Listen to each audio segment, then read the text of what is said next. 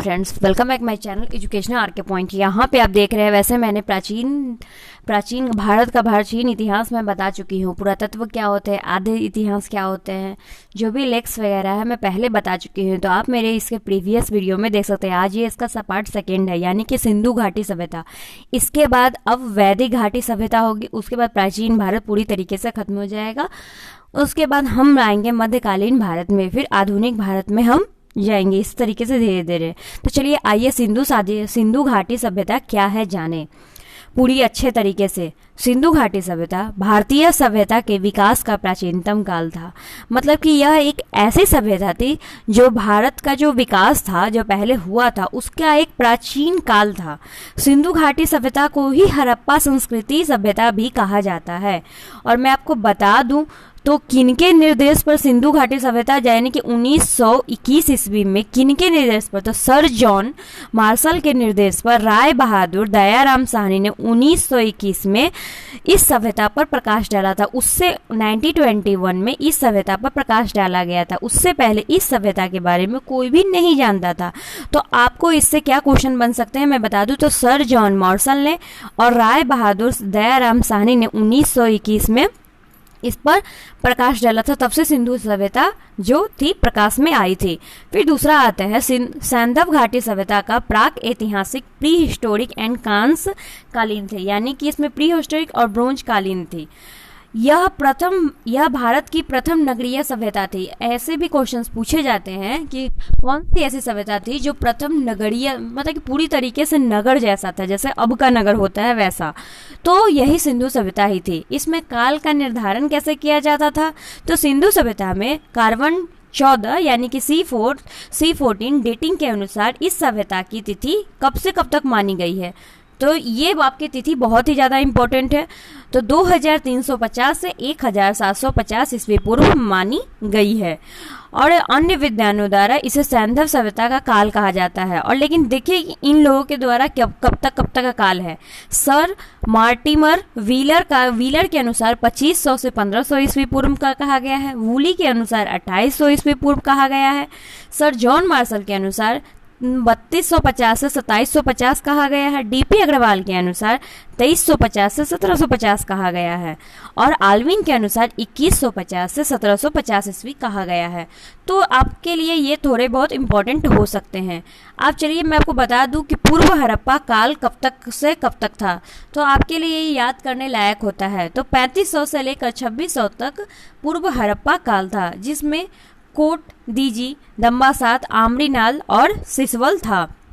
फिर दूसरा आता है परिपक्व काल, यानी कि 3 प्रकार के काल थे।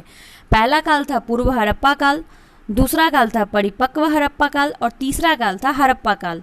तो परिपक्व हड़प्पा काल में आते थे हड़प्पा, मोहनजोदारो, चहुंद्रो, लोथल, कालीबंगा, बनवाली। और यह 2600 से 1900 ईस्वी तक इसका काल। देखिए उस वक्त एक होता है बीसी और एक होता है ईस्वी और सन। आप क्या समझते हैं इससे?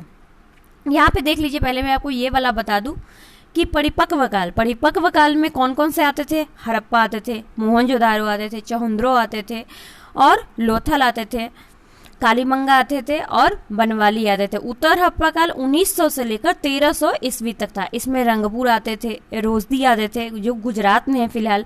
राखी गढ़ी, आपसे ये भी पूछा जाता है कि रोजदी कहाँ पे पाया जाता है, यानी कि ये गुजरात में है। और राखी गढ़ी कहाँ है, तो ये हरियाणा में है। फिर देखिए विस्तार इसका कैसे कैसे था, तो इसका विस्तार 4 प्रकार से था। आपको ये डायरेक्शन पता है, नॉर्थ, साउथ, वेस्ट और ईस्ट, ठीक है। इसमें क्या था, मांडा, यानी कि इधर कश्मीर, अभी भी आप पढ़ते होंगे भारत का मैप, अगर आपको याद होगा तो कश्मीर ऊपर में। फिर महाराष्ट्र दक्षिण की तरफ, दक्षिण भारत अब जिसको कहते हैं।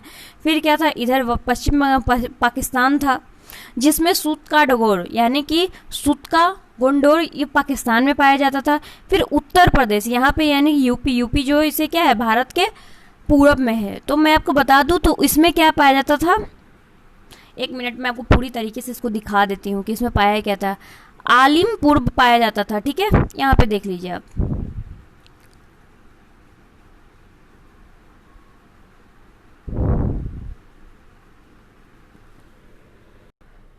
तो ये उत्तर प्रदेश, यानी कि उत्तर प्रदेश आलमगीरपुर, ये कहाँ पड़ता था, तो यूपी की तरफ पड़ता था, उत्तर प्रदेश की तरफ ये पड़ता था। आपको मैं यहाँ पे बता दूं।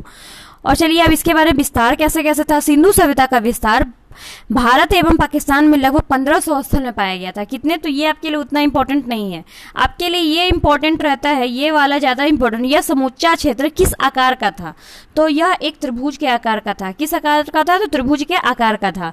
इसका क्षेत्रफल था 1299600 वर्ग किलोमीटर था। यानी आपसे पूछा जाएगा तो आप ऐसे ही याद रखोगे 1299,600, इस तरीके से 1299,600, इस तरीके से आप याद रखो किलोमीटर में था। चलिए अब आते हैं हड़प्पा कालीन में। अब देखिए सिंधु सभ्यता का जब विकास हो गया था उसके बाद क्या हुआ था, सारा का सारा जैसे कि वो एक प्रकार का नक्शा बता दिया सर जॉन मार्शल ने, जिन पर दयाराम, यहाँ पे देख लीजिए, आपके लिए ये बहुत ज़्यादा इंपॉर्टेंट है। सर जॉन मार्शल के निर्देश पर ये हुआ था। राय बहादुर दयाराम साहनी ने कब, तो 1921 ईस्वी में। अब इन्होंने सोचा था कि हड़प्पा के कुछ प्रमुख स्थल क्या क्या थे उनको बताया जाए हड़प्पा कालीन में। तो सबसे पहले हड़प्पा था। तो हड़प्पा पड़ता कहाँ पे है, तो यह पाकिस्तान के मोंटगोमरी जिले में रावी नदी के बाएं तट पर पड़ता है। तो आपसे पूछा जाए कि रावी नदी कहाँ है, तो वो पाकिस्तान जिले के पास है। पाकिस्तान यानी कि पाकिस्तान देश के पास ही फिलहाल अभी है। 1921 में दयाराम साहनी ने इस स्थल की खोज की थी। ये हमेशा बार बार ये क्वेश्चन पूछा गया है और बीपीएससी में 1, 2, 3 और 4, 5 आपसे बहुत लोग कहते हैं कि मैम 5 क्वेश्चन नहीं आप करवाती है। तो मैं आपको बता दूं, जब आपको 1920, 1928 इस तरीके से याद रहेंगे और 5वां क्वेश्चन नन ऑफ दीज रहेगा, तो 1921 जिसको याद रहेगा था क्या वो क्वेश्चन टिक आउट नहीं कर सकता कि हाँ इनमें से कोई नहीं, इस तरीके के ही रहते हैं। तो चलिए हड़प्पा का स्वास्थ्य, हड़प्पा से ही स्वास्तिक चिन्ह, जो आप लोग स्वास्तिक चिन्ह, इस तरीके का स्वास्तिक चिन्ह आप लोग को पता होना चाहिए। इस तरीके के जो स्वास्तिक चिन्ह रहते हैं ये कहाँ से प्राप्त हुआ था, तो हड़प्पा से ही प्राप्त हुआ था। हड़प्पा में 6 अन्नागार मिले थे। कितने अन्नागार थे, तो टोटल 6 अन्नागार थे जो ईंटों के चबूतरों पर बने थे। प्रत्येक की लंबाई, आपसे ये भी क्वेश्चन पूछे जाते हैं क्योंकि अब कुछ भी पूछा जा सकता है। प्रत्येक की लंबाई कितनी थी, तो 15.23 थी और चौड़ाई कितनी थी, तो 6.09 थे। यह फर्श की दरारों में गेहूं तथा जौ के दाने, यानी कि गेहूं और जौ के दाने कहाँ मिले, तो आप ये बता सकते हैं कि हड़प्पा में जब खुदाई हुई थी तो हड़प्पा में ही मिले थे गेहूं तथा जौ के दाने। चलिए ये कुछ इंपॉर्टेंट है कि जिसके कैसे कैसे ऐसा कौन कौन किया था। देखिए हड़प्पा जिसके मतलब खोज करता थे दयाराम साहनी, कितने वर्ष में, यानी कि 1921 में। किस नदी के किनारे बसा हुआ है, तो रावी नदी के किनारे। और किस जिले में पड़ता है, तो मोंटगोमरी पंजाब पाकिस्तान में पड़ता है। मोहनजोदारो उसकी खोज किसने की थी, तो राखल दास बनर्जी ने। ये आपके लिए बहुत ही ज़्यादा इंपॉर्टेंट है। यह कब हुआ था, तो 1922 ईस्वी में। यह किस नदी के किनारे बसा हुआ है, तो सिंधु नदी के किनारे। और यह लरकाना जिले प्रांत सिंध पाकिस्तान में है।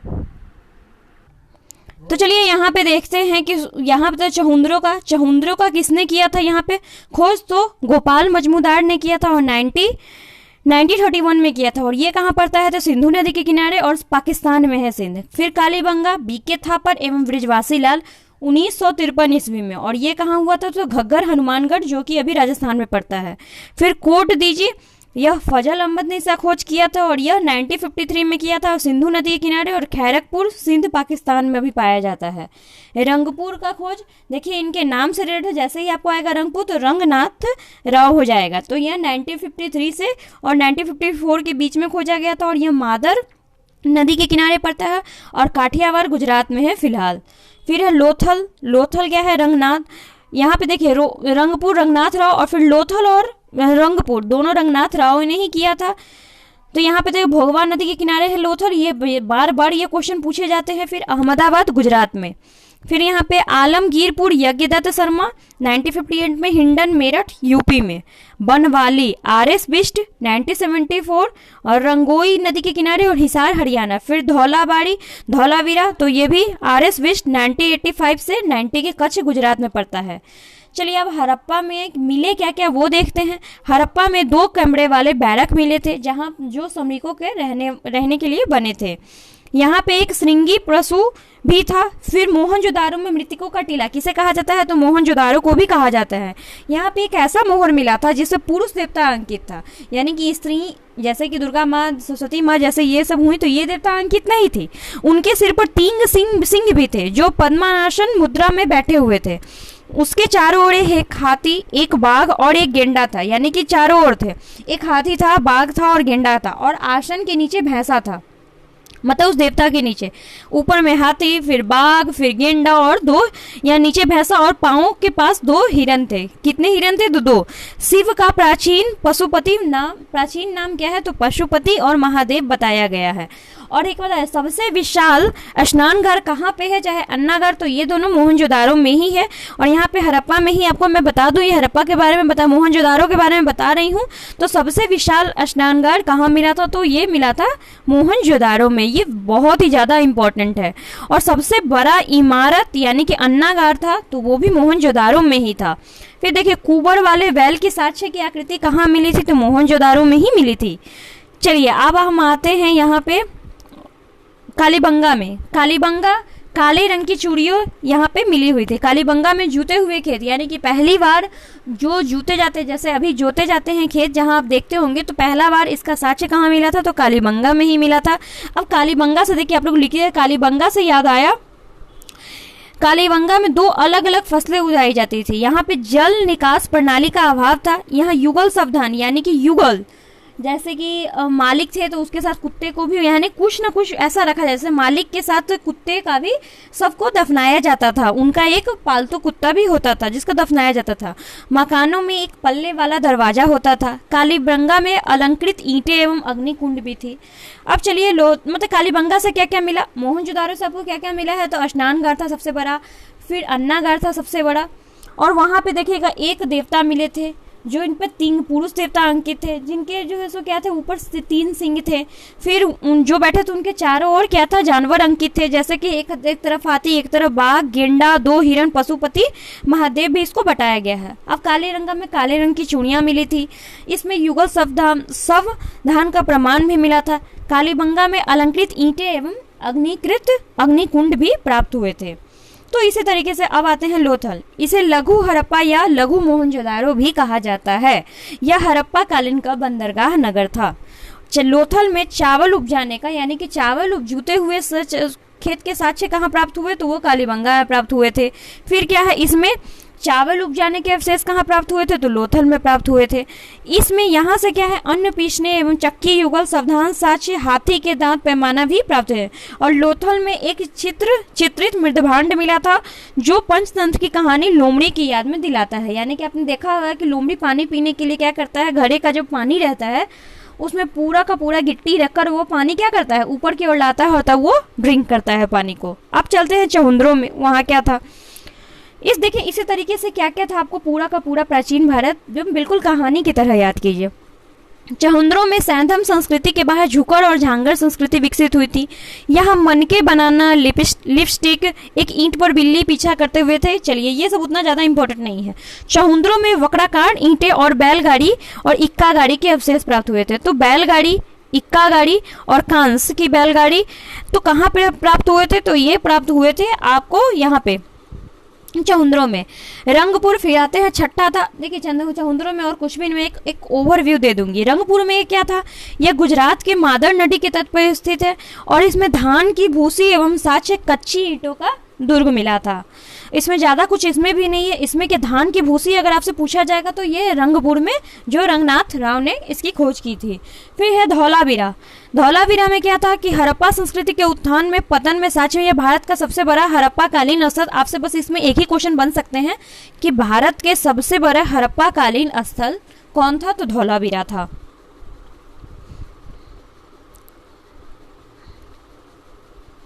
चलिए अब मैं इसका जीवन कुछ बता दूं। सिंधु घाटी सभ्यता के तथ्य क्या थे? सिंधु घाटी सभ्यता में लोगों को लोहे का ज्ञान नहीं था। ठीक है, वहां के लोग आयरन को नहीं जानते थे। आपसे पूछा जाए कि सिंधु सभ्यता में, आपसे क्वेश्चन कैसे पूछा जाता है मैं आपको बता देती हूँ। सिंधु सभ्यता में लोगों को किसका ज्ञान था? तांबा का, चांदी का। किसका ज्ञान नहीं था? कांस्य का, ठीक है, सोना का, और फिर आपसे पूछा जाएगा लोहा का। तो आप वहां पे क्या मारोगे? लोहे का ज्ञान उन्हें नहीं था सिंधु सभ्यता के लोगों को।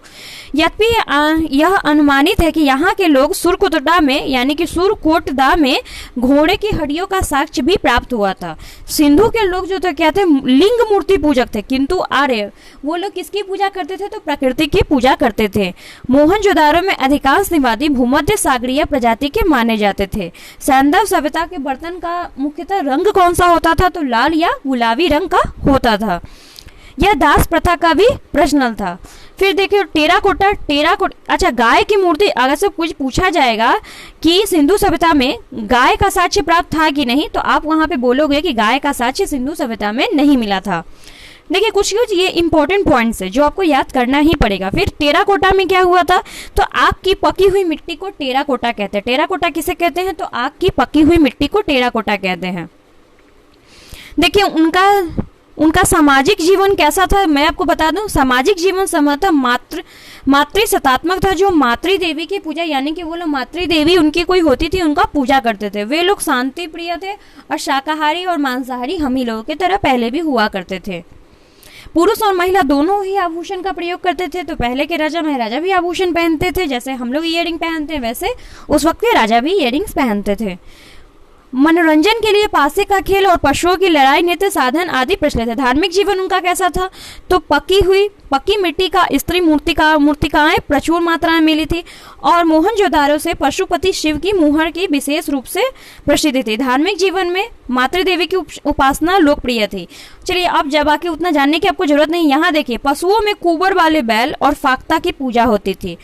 सिंधु सभ्यता में वृक्ष की पूजा भी प्रचलित है। आपसे क्वेश्चन पूछा जाएगा, लेकिन सिंधु सभ्यता में मंदिर के प्रमाण नहीं मिले थे। आपसे क्वेश्चन पूछा जाएगा किसके प्रमाण नहीं मिले थे, तो मंदिर के प्रमाण नहीं मिले थे। तो फिर यहाँ पे देखिए कि वहां पे शव को कैसे अपनाया जाता था। आमतौर पर मृतकों को गर्त में दफनाया जाता था, परंतु सबको पूर्ण रूप से जलाकर राख के जमीन के नीचे दफनाया जाता। कहीं कहीं पर ऐसा कुछ प्राप्त हुआ है। फिर देखिए राजनीतिक जीवन कैसा था, तो राजनीतिक संगठन स्पष्ट अभाव था। यहाँ पे पुरोहित नहीं थे, यानी कि पहले पंडित जी वहां नहीं थे, इसलिए कोई मंदिर ही नहीं था, तो पंडित जी कहाँ से आएंगे, यानी कि पुरोहित नहीं थे। सिंधु सभ्यता में अस्त्र शस्त्र भी नहीं था कोई। जब आपको पता है कि मैंने पहले बताया कि वो लोग शांति प्रिय थे, झगड़ा लड़ाई नहीं करते थे, अगर होता भी होगा तो हाथों हाथ झगड़ा करते होंगे, तो कोई भी इस प्रकार का शस्त्र नहीं था। चलिए यहाँ पे देखिए उनका आर्थिक जीवन कैसा था, बस थोड़ा सा ही बचा हुआ है। आर्थिक जीवन देख लीजिए उनका कैसा था। आर्थिक जीवन सिंधु सभ्यता का मुख्यतः व्यवसाय क्या था, कृषि पालन एवं कृषि उद्योग था। और कृषि थे, सिंधुवासी हल से अनभिज्ञ थे, कालीबंगा में जुते हुए खेत के साक्ष्य भी मिले थे। बनवाली बढ़िया किस्म के जौ और क्या थे, जौ का साक्ष्य भी मिला था। सबसे पहले कपास पैदा करने का, यानी कि सबसे पहले कपास कहाँ पैदा हुआ था, तो सिंधु सभ्यता के लोगों को ही इसका श्रेय जाता है। देखिए ये कुछ शहर है, आपको यहाँ से मैं आपको दिखा देती हूँ। सिंधु सभ्यता में प्राप्त होने वाले लाजवर्ण मणि, जो बदघसा यहाँ पे आया, तो सोना कोलार कर्नाटक में होता था, टीन अफगानिस्तान में होता था, स्टेटाइट ईरान में होता था। फिर यहाँ पे देख लीजिए गोमोद सौराष्ट्र में होता था, तांबा खेतरी राजस्थान में होता था, फिरोजा फारस में होता था, संगमरमर राजस्थान में होता था, इंद्रगोप मणि भरूच गुजरात में होता था। फिर देखिए वहां पे तौलने, यानी किसी भी चीज को तौलने वगैरह के लिए कौन सा होता था, तौलने के लिए जैसे हम लोग अभी तराजू वगैरह का उपयोग करते थे, उस वक्त क्या उपयोग किया जाता था, तो सैंदा सुधा मुद्रा का अधिकांश निर्माण सेल खड़ी से होता था। वहां पे 16, 64, 160, 32 इस तरीके से मानदंड दशमलव में प्रयोग होता। अब तक लगभग 2000 मुहरें हुई थी। हड़प्पाई लिपि कैसी थी, तो इनकी लिपि मुख्यतः चित्र लेखात्मक थी। चलिए इसमें अभी भी 400 ऐसे पिक्टोग्राफ है जो अभी तक भी पढ़ा नहीं जा सका है। अब इसका अंत कैसे हुआ था, तो इसका अंत कैसे हुआ था, भूकंप आया था डेल्स के अनुसार, प्राकृतिक आपदा आया था कैनेडी के अनुसार, आर्यों का आक्रमण हुआ था। मतलब कि इसका अंत का कोई कारण का पता जनरली नहीं कोई लगा पाया, लेकिन सब अपने मन से अनुमान एक लगाते हैं। यही अनुमान आपसे पूछा जाता है एग्जाम में। फिर क्या है, विदेशी आक्रमण हुआ था गार्डन चाइल्ड के अनुसार, जलवायु परिवर्तन हुआ था स्टाइन व घोष के अनुसार, और स्थिर नदी तंत्र था लैब्रिक के अनुसार, या तो बाढ़ आया होगा। वैसे मोहनजोदारो एक पिक्चर भी बनी है जो ऋतिक रोशन की है, उसमें उन्होंने बताया था कि बाढ़ आया था जिसके कारण सब लोग डूब गए थे। सिंधु घाटी सभ्यता में ज्यादातर सीलें क्या थी, चौकोर होती थी। चलिए और देखिए बाजरे की खेती का प्रमाण किसमें मिला था, तो रंगपुर में मिला था। सिंधु सभ्यता में मुख्यतः क्या थे, जौ ग्रिड पद्धति अपनाई गई थी। और कहां से, आपसे एक क्वेश्चन ये भी पूछा जा सकता है, कहां से एक भी मोहर नहीं मिला था, तो वो मोहर मिला था आलमगीरपुर से। एक भी मोहर का साक्ष्य प्राप्त नहीं हुआ था। सरस्वती जहां बस्ती थी उस क्षेत्र को विंसन कहते थे। हड़प्पा कालीन नगरों को आयताकार खंडों में बांटा गया था। सूतकोटोर और सुखदा समुद्रीय तटीय नगर थे और घरों के दरवाजे और खिड़कियां सड़क की ओर ना खुलकर पीछे की ओर खुलते थे और केवल लोथल ही ऐसा एक शहर था, यानी कि केवल लोथल ही था जिसमें दरवाजे लोथल में सड़क की ओर खुलते थे। फिर क्या था, अलेक्जेंडर और कनिंघम को इसके लिए भारतीय पुरातत्व का जनक कहा जाता है। तो चलिए इसी के साथ आपका सिंधु सभ्यता अब पूर्ण रूपेण से खत्म हुआ। आपको पूरा तरीके से इसे याद हो जाना चाहिए। तो सिंधु घाटी सभ्यता आपको बहुत ही बढ़िया से, मैं आई होप कि मैं बहुत ही अच्छा से समझा पाई हूँ। अगर आपको समझ में आया हो तो प्लीज़ हमारे चैनल को लाइक कर दीजिए। अगर आप नए हैं तो प्लीज़ हमारे चैनल को क्या कर दीजिए, सब्सक्राइब कर दीजिए और घंटे वाले छोटे से बेल आइकन पर क्लिक कर दीजिए। और इससे आप कोशिश कीजिए कि आपको एक बार ना समझ में आए तो दूसरी बार अब इसको सुनिए, क्योंकि मैं जितना पॉइंट बताई हूँ अगर आप उस पॉइंट को भी डिनोट कर लेते हो कहीं तो आपके लिए बहुत ही ज़्यादा इंपॉर्टेंट हो सकता है। तो चलिए हम आपसे विदा लेते हैं। आई होप कि आपका दिन आज के लिए मंगलमय हो।